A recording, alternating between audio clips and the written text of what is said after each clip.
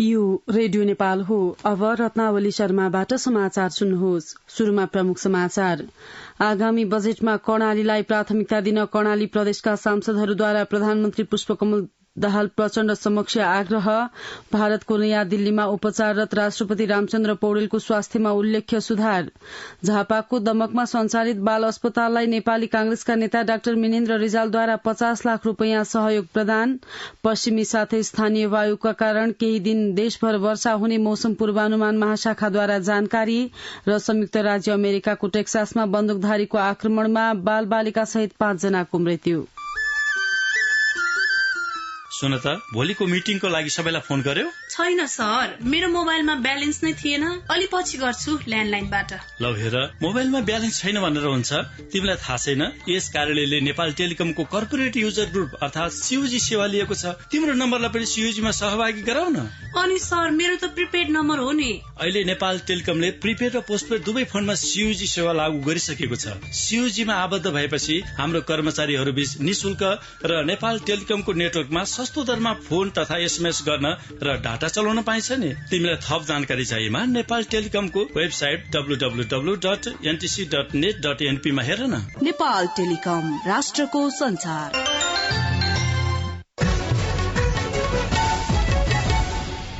अब समाचार विस्तारमा।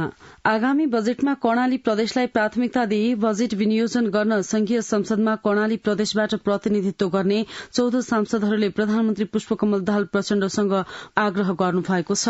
सांसदहरूले कर्णाली प्रदेशको कृषि उत्पादन, जड़ीबुटी र लघु उद्योगलाई व्यापक र व्यवस्थित गर्न कर्णाली लघु वित्त बैंकको स्थापनाका साथै सहुलियतपूर्ण कर्जा उपलब्ध गराउन नीतिगत निर्णय गर्न आग्रह गर्नुभयो। उहाँहरूले कर्णालीको गरीबी र बेरोजगार न्यूनीकरणका लागि विशेष कार्यक्रम अभियान सञ्चालन गर्न 5 अर्ब बजेट छुट्याउन माग गर्नुभयो। सांसदहरूले कर्णाली प्रदेशमा नेपालको जनगणना 2078 को तथ्याङ्क अनुसार निरपेक्ष गरीबी 28.9% रहेको र वार्षिक प्रति व्यक्ति आय मात्र $944 अमेरिकन रहेको उल्लेख गर्नुहुँदै कर्णाली विकासका लागि पनि दीर्घकालीन महत्वका योजनामा कृषि उत्पादन र रोजगारी वृद्धिलाई जोड़ दिन पनि आग्रह गर्नुभयो। सांसदहरू जनार्दन शर्मा प्रभाकर, हृदयराम थानी, दिकपाल कुमार शाही, महेन्द्र बहादुर शाही, अमर बहादुर थापा, कान्तिका सेजवाल, मैना कार्की, धनबहादुर बुढा, ऐन बहादुर शाही, सीता कुमारी राणा, सूर्य कुमारी श्रेष्ठ, छिरिङ डमडुल लामा भोटे, कल्पना मिया र चन्द्रबहादुर विश्वकर्मा प्रधानमन्त्री समक्ष पुग्नु भएको थियो। उप प्रधानमन्त्री एवं गृहमन्त्री नारायण काजी श्रेष्ठले गरीबलाई दुःख दिने मिटर ब्याजीलाई कानूनको दायरामा ल्याउन सरकार सक्रियतापूर्वक लागि परेको बताउनु भएको छ। सर्लाहीको बागमती गाउँपालिका 11 स्थित नमूना पहरी बस्ती हस्तान्तरण कार्यक्रममा हिजो मन्त्री श्रेष्ठले राजनैतिक पहुँचका भरमा कुनै पनि मिटर ब्याजीलाई उन्मुक्ति नदिइने बताउनुभयो। उहाँले भ्रष्टाचार नियन्त्रणका लागि वर्तमान सरकार शून्य सहनशीलताको सिद्धान्तमा अघि बढ़ेको उल्लेख गर्नुभयो। उपप्रधान एवं रक्षा मन्त्री पूर्णबहादुर खड्काले मुलुकको राजनैतिक परिवर्तनमा स्रष्टा साहित्यकारको अतुलनीय योगदान रहेको बताउनु भएको छ।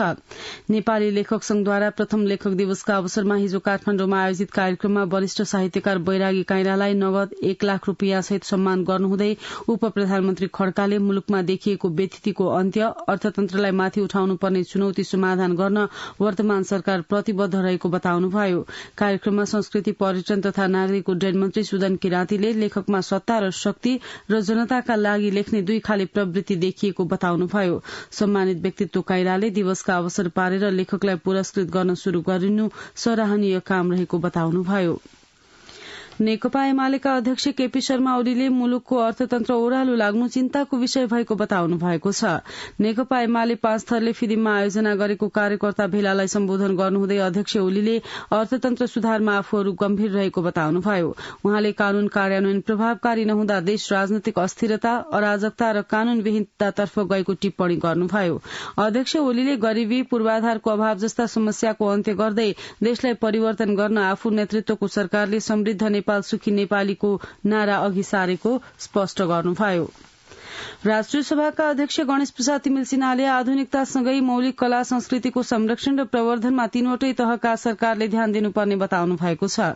राष्ट्रिय लोक भजन चोडका संरक्षण प्रतिष्ठान नेपालको तेस्रो केन्द्रीय महाधिवेशनको हिजो बुटवलमा उद्घाटन गर्नुहुँदै अध्यक्ष तिमिल सिन्हाले कला संस्कृतिलाई आय आर्जन र जीवन निर्वाहसँग जोड्न सके नयाँ पीढ़ीको सहभागिता बढ़ने बताउनुभयो। संचार तथा सूचना प्रविधि मन्त्री रेखा शर्माले सरकारले छोटो समयमै महत्वपूर्ण काम गरेको बताउनु भएको छ।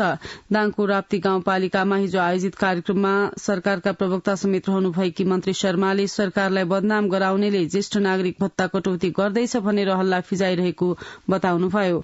उहाँले खेतीको समय अगावै सबै किसानको पहुँचमा मलखाद पुर्याउन सरकार प्रतिबद्ध रहेको पनि उल्लेख गर्नुभयो। मन्त्री शर्माले मिटर ब्याज पीड़ितका समस्या सधैँका लागि अन्त्य गर्नका लागि कानून निर्माण गरी समस्या समाधान गर्ने प्रक्रियामा सरकार रहेको बताउनुभयो। कार्यवाहक राष्ट्रपति रामसहाय प्रसाद यादवले नेपालमा सामाजिक र सांस्कृतिक सद्भाव कायम गर्नका लागि राष्ट्रिय विभूति सीताको महत्वपूर्ण भूमिका रहेको बताउनु भएको छ। मिथिला संस्कृति समाज नेपालले हिजो काठमाडौँमा आयोजना गरेको सीता जन्मोत्सव समारोह 2080 कार्यक्रममा उहाँले सीतालाई एक आदर्श नारीका रूपमा मात्र नभई नेपालभित्र एकता कायम गर्ने साझा प्रतीकका रूपमा लिइनुपर्ने बताउनुभयो। उहाँले सामाजिक सांस्कृतिक रूपमा एउटा आयाम थप्ने काम सीता जन्मोत्सवले गरेको र त्यसबाट राष्ट्रिय एकता तथा भ्रातृत्वको वातावरण बनेको पनि उल्लेख गर्नुभयो। राष्ट्रपति रामचन्द्र पौडेलको स्वास्थ्यमा उल्लेख्य सुधार आएको छ। भारतको नयाँ दिल्ली स्थित अखिल भारतीय आयुर्विज्ञान संस्थानमा उपचाररत राष्ट्रपति पौडेलको स्वास्थ्यमा सुधार आएको उपचारमा संलग्न चिकित्सकलाई उद्धृत गर्दै नयाँ दिल्ली स्थित नेपाली दूतावासले विज्ञप्ति मार्फत जनाएको छ। राष्ट्रपति पौडेललाई आज अस्पतालबाट डिस्चार्ज गर्न सक्ने पनि दूतावासले उल्लेख गरेको छ। परराष्ट्र मन्त्री नारायण प्रकाश साउदले विकासका लागि सबै राजनीति भन्दा माथि उठ्नुपर्ने बताउनु भएको छ। कञ्चनपुरको कृष्णपुर नगरपालिकामा हिजो आयोजित एक कार्यक्रममा परराष्ट्र मन्त्री साउदले केटामा दशरथ चन्द चिकित्सा विश्वविद्यालय खुलाउने काम सरकारले अघि बढ़ाएको जानकारी दिनुभयो। झापाको दमकमा हालै मात्र सञ्चालनमा आएको किओस दमक बाल अस्पताललाई नेपाली कांग्रेसका नेता एवं पूर्व मन्त्री डाक्टर मेनेन्द्र रिजालले 50 लाख रूपियाँ प्रदान गर्नु भएको छ। बाल अस्पतालका परिकल्पनाकार एवं संस्थापक समेत रहनुभएका काठमाडौँ इन्स्टिच्यूट अफ चाइल्ड हेल्थका अध्यक्ष डाक्टर भगवान कोइरालालाई नेता डाक्टर रिजालले 50 लाख रूपियाँको चेक प्रदान गर्नुभयो। नेता डाक्टर रिजालले समाजका लागि दिने योगदानले भावी सन्ततिको भविष्य उज्यालो बनाउन सहयोग पुग्ने विश्वास व्यक्त गर्नुभयो। कार्यक्रममा डाक्टर कोइरालाले बाल मृत्युदर घटाउने सरकारको अभियानमा सहयोग पुर्याउनका लागि देशका 7वटै प्रदेशमा कम्तीमा एक-एकवटा बाल विशिष्टीकृत अस्पताल सञ्चालनको अवधारणा ल्याइएको जानकारी गराउनुभयो। नेपाली कांग्रेसका नेता प्रकाशमान सिंहले लामो संघर्षपछि प्राप्त वर्तमान उपलब्धिको अनुभूति हुने गरी सरकारले काम गर्नुपर्ने बताउनु भएको छ। काठमाडौँमा हिजो आयोजना गरिएको स्वास्थ्य दर्पण राष्ट्रिय हेल्थ अवार्ड 2080 वितरण समारोहमा नेता सिंहले देशको समृद्धि र जनतामा परिवर्तनको अनुभूति दिने काममा सबैको साझा प्रयास हुनुपर्ने आवश्यकता उल्याउनुभयो। कार्यक्रममा नेपाली कांग्रेसका नेता नयनसिंह महरले स्वास्थ्य बीमाको प्रभावकारी कार्यान्वयन गर्न सके जनताले राहत महसुस गर्ने उल्लेख गर्नुभयो।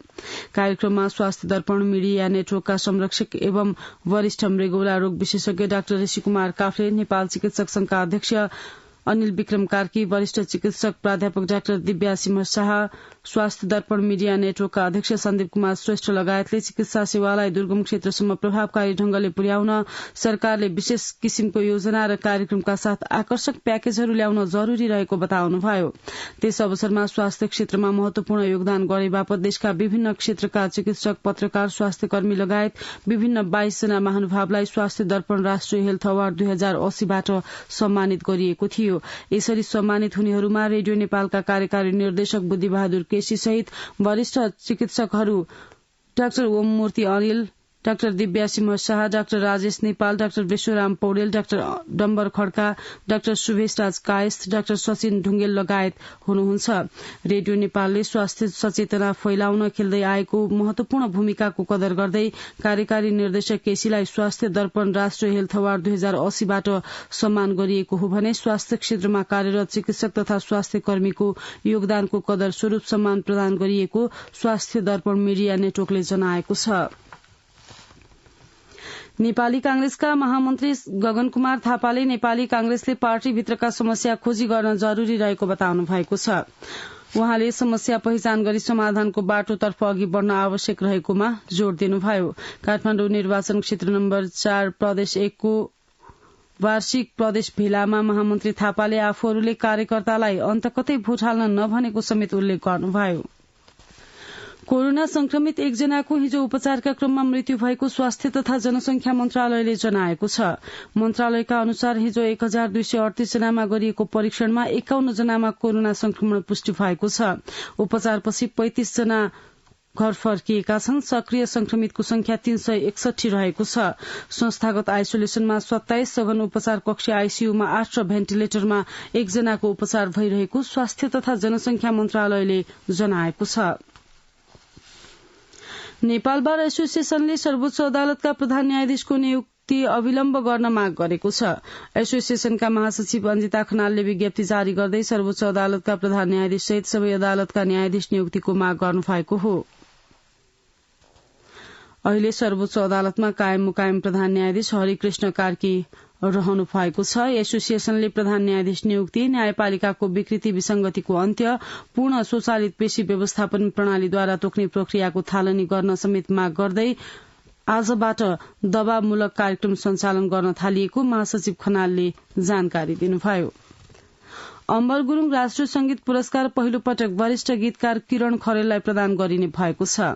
पोखरेली युवा सांस्कृतिक परिवारद्वारा स्थापित 2 लाख रूपियाँ राशिको पुरस्कार आगामी शनिबार पोखरामा आयोजना गरिने पुरस्कार समारोहमा गीतकार खरेललाई समर्पण गरिने पोखरेली युवा सांस्कृतिक परिवारका अध्यक्ष उपेन्द्र पौडेलले जानकारी दिनुभयो। डोल्पामा यार्सा गुम्बा संकलनका लागि आगामी जेठ 1 गतेदेखि सम्पूर्ण यार्सा पाटन खुला गरिने भएको छ।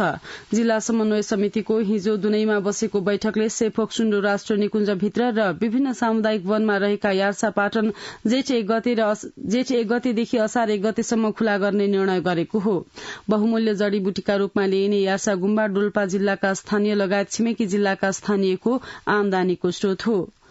कोविड-19 संक्रमणका कारण लामो समयसम्म सर्वसाधारणले यार्सा गुम्बा खुला रूपमा संकलन गर्न नपाएको भन्दै यसपटक विभिन्न तयारीका साथ 1 महिनाका लागि यार्सा पाटन खुला गरिने भएको हो। 5 थरमा चट्याङ लागेर एकै गोठका 54 भेडा मरेका छन्। जिल्लाको फालेलुङ गाउँपालिका 3 देउरालीमा बान्टेको रुखमुनि ओत लागेर बसेका भेडालाई चट्याङ लागेको हो। चट्याङले स्थानीयवासी प्रकाश राई, शुक्रबहादुर राई, सुरेन्द्र आङ्बो र टेकबहादुर गुरूङले सञ्चालन गर्दै संयुक्त रूपमा पाल्दै आएका 54 वटा भेडा मरेको र 22 वटा घाइते फेला परेको जिल्ला प्रहरी कार्यालय 5 थरले जनाएको छ। जुम्लाको तातोपानी गाउँपालिका स्थित बाहिरका स्थानीयले दशकौंदेखि खानेपानीको अभाव झेल्दै आएका छन्। संवाददाता सागर परियारको रिपोर्ट। पानी पिलाइदिनु केन्द्रीय हाकिमहरू पानी पिलाइदिनु, बरेकाको नाम बेचेर सस्ता कोही नलिनु। दशकौंदेखि भोग्दै आएको खानेपानी अभावको वेदना गीत मार्फत सुनाउँदै बाहिरका महिला जुम्ला बाहिरका गाउँका नागरिक दशकौंदेखि खानेपानीको समस्या झेल्दै आएका छन्। तिला नदीको दूषित पानीकै भरमा बाँचिरहेका छन्।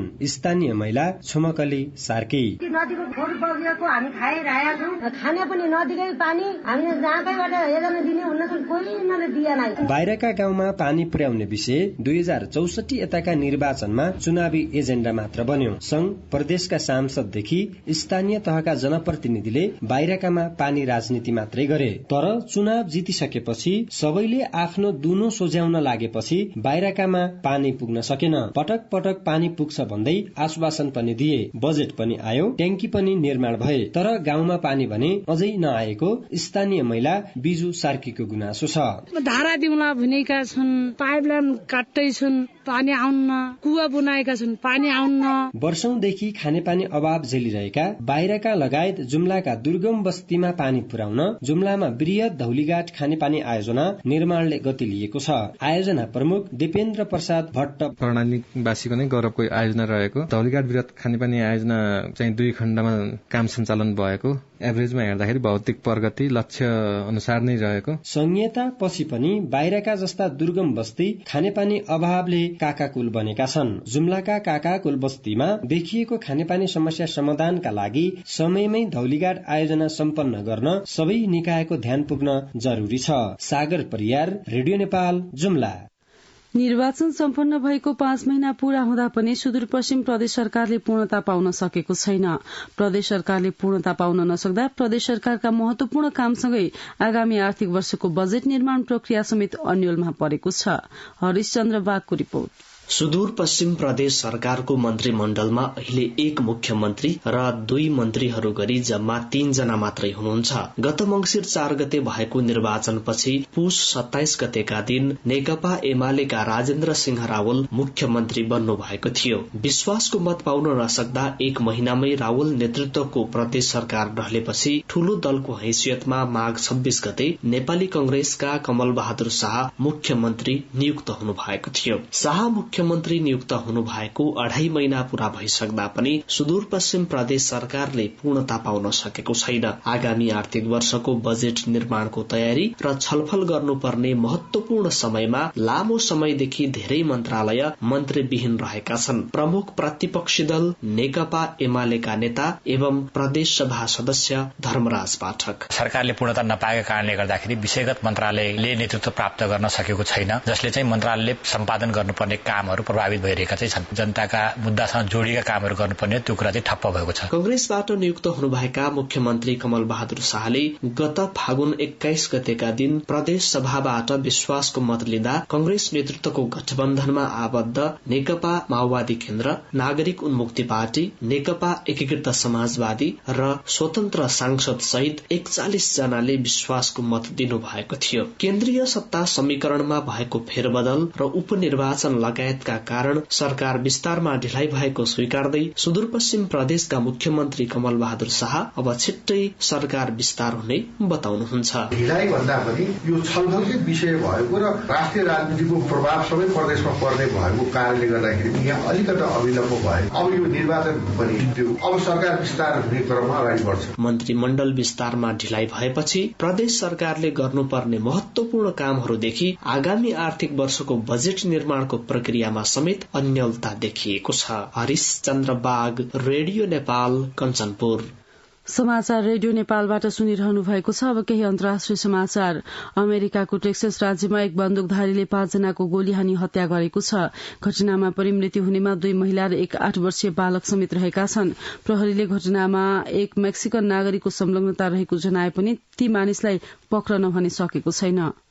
सुडानमा सरकारी सेनासँग लड़िरहेको अर्धसैनिक बलका जेनरल मोहम्मद हमदान दागालोले सेनाका तर्फबाट भइरहेको बमबारी नरोकिएसम्म युद्ध अन्त्य नगर्ने बताउनु भएको छ। जेनरल दागालोले युद्ध विराम लम्ब्याइएका दिनमा पनि सेनाले बम हान्न नरोकेकोमा आक्रोश व्यक्त गर्दै आफूहरूले सुडानको बर्बादी कहिले नचाहेको बताउनुभयो।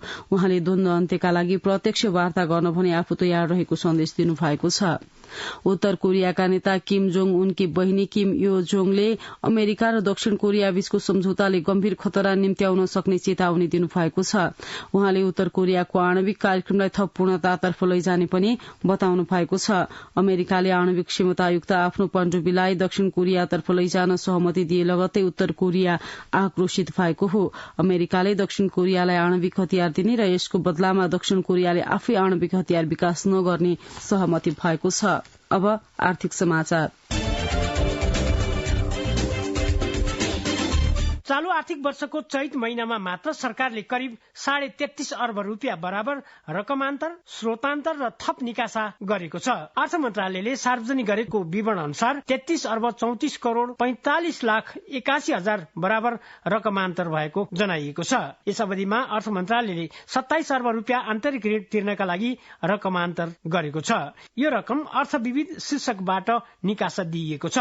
त्यस्तै अर्थ विविध शीर्षकबाटै गण्डकी प्रदेश प्रमुखको कार्यालयको मन्त्रालयको चालू खर्चका लागि 28,43,000 बराबर थप निकासा दिइएको छ। चैत महिनामा 2वटा योजना तथा कार्यक्रमका लागि बहुवर्षीय ठेक्काको स्रोत सहमति दिएको अर्थ मन्त्रालयले उल्लेख गरेको छ।